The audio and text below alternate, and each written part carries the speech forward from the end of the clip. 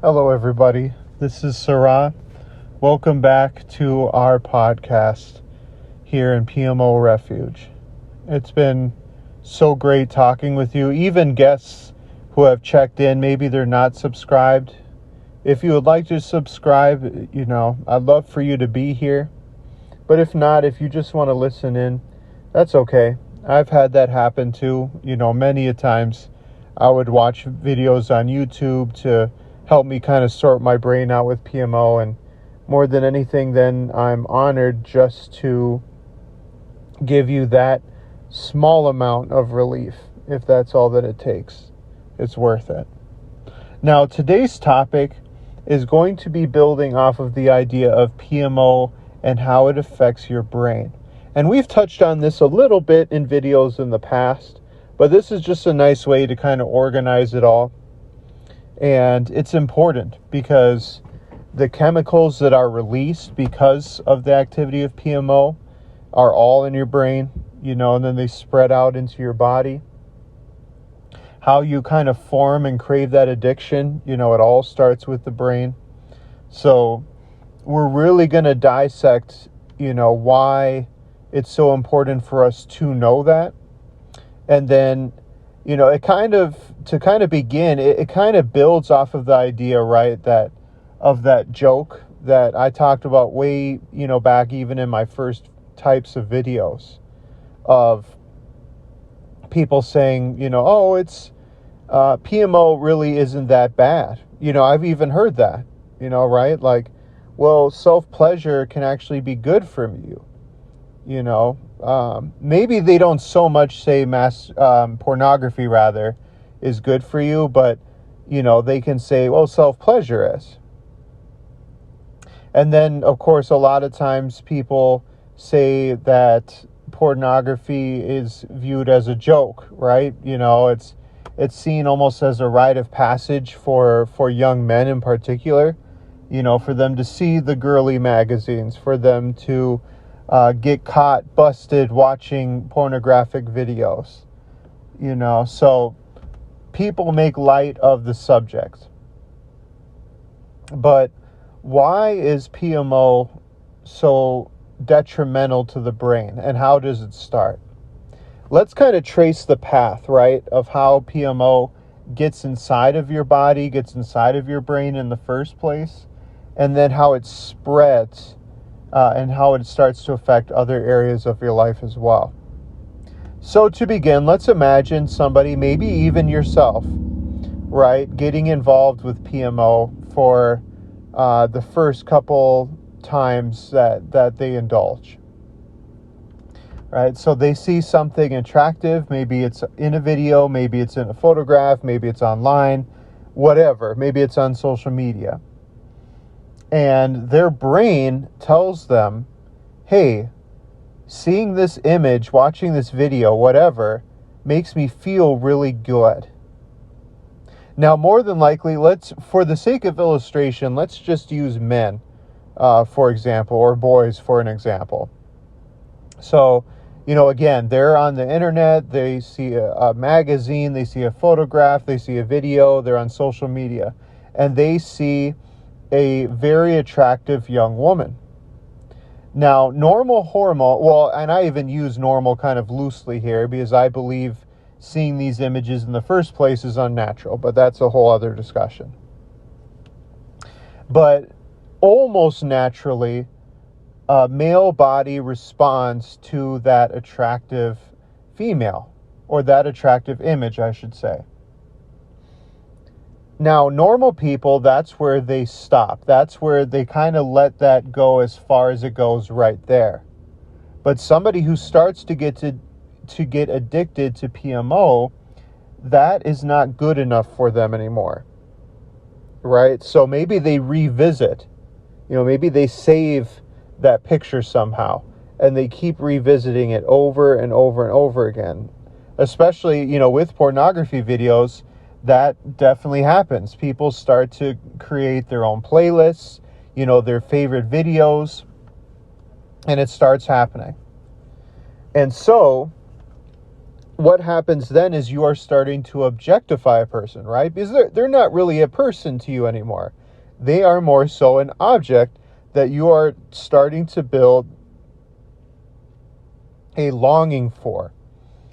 And so you start revisiting it, and now maybe even self-pleasure or masturbation starts to happen with that, right? Because again, your body is not going to have that be enough anymore. Your brain is not going to have that be enough anymore.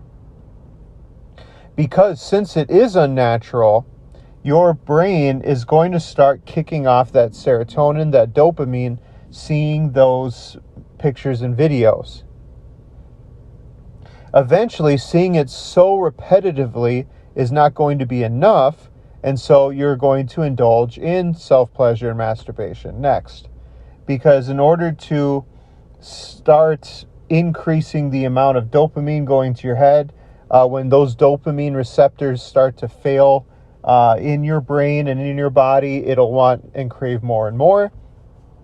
And so looking won't be enough.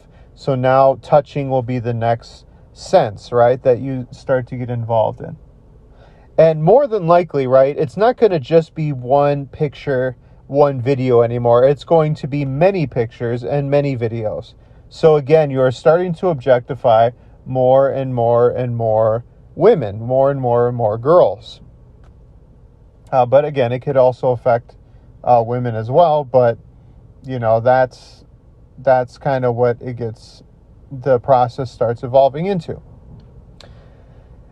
So even self-pleasure, even masturbation is not going to be enough anymore. So what will happen next is you will start to do these things more and more frequently.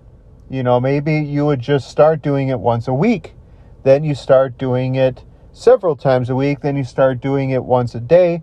Then several times a day you are starting to do it because, again, your dopamine receptors are dying off. You're essentially frying your brain with these dopamine rushes and serotonin and chemicals from the inside. So it is not good enough anymore. So what's going to happen next, right? Because in all common sense, you've essentially hit the ceiling of where you should be going with this dopamine. If anything, you've long passed that point. Well, again, just like any addict, that is not going to be enough.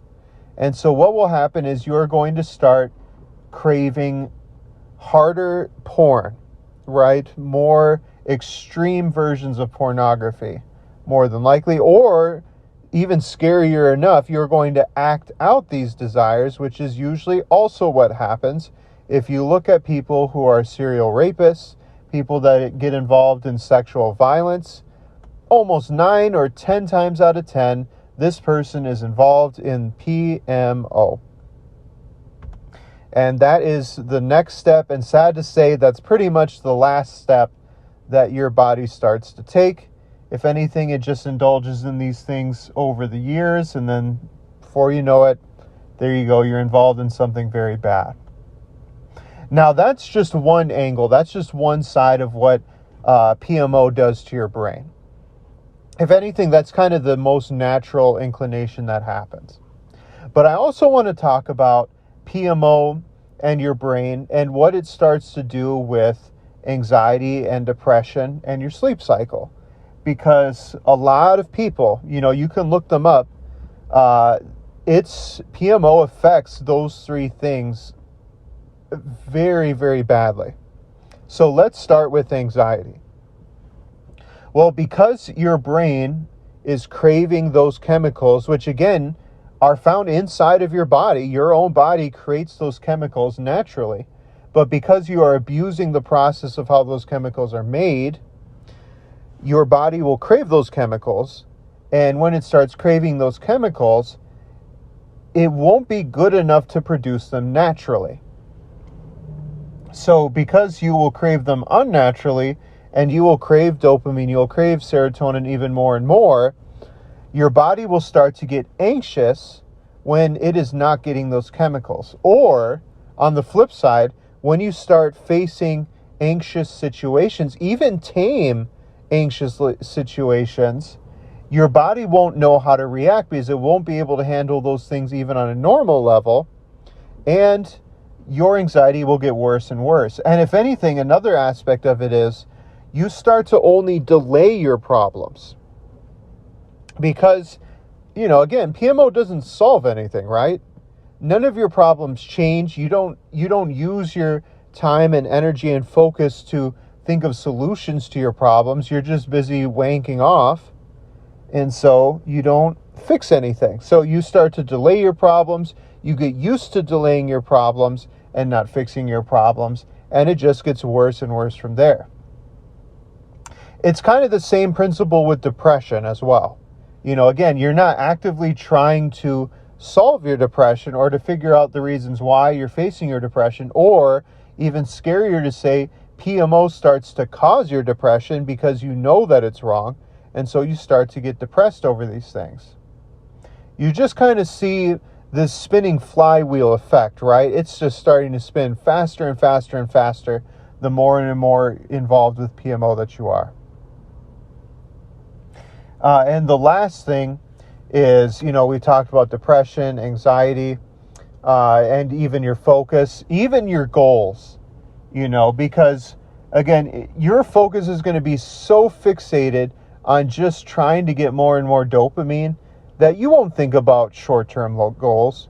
You won't think about long-term goals. This is going to be just a 3-part discussion on what PMO does to you as a person. This first part was on what PMO does to your brain. The second part, the part that we're going to talk about next week, is going to be what PMO does to your relationships. And then the third one is going to be a bigger look into what PMO does for your future. All of this is a big part, a big symposium on PMO and what it does to your body. If you haven't, I highly encourage you to watch the last videos that we have on this channel to catch you up to speed, even if you think you have a basic understanding of these things. It can only help you in the long run. But again, this is Sarah. I wish you the very best on your fight against PMO, and I will talk to you all next week.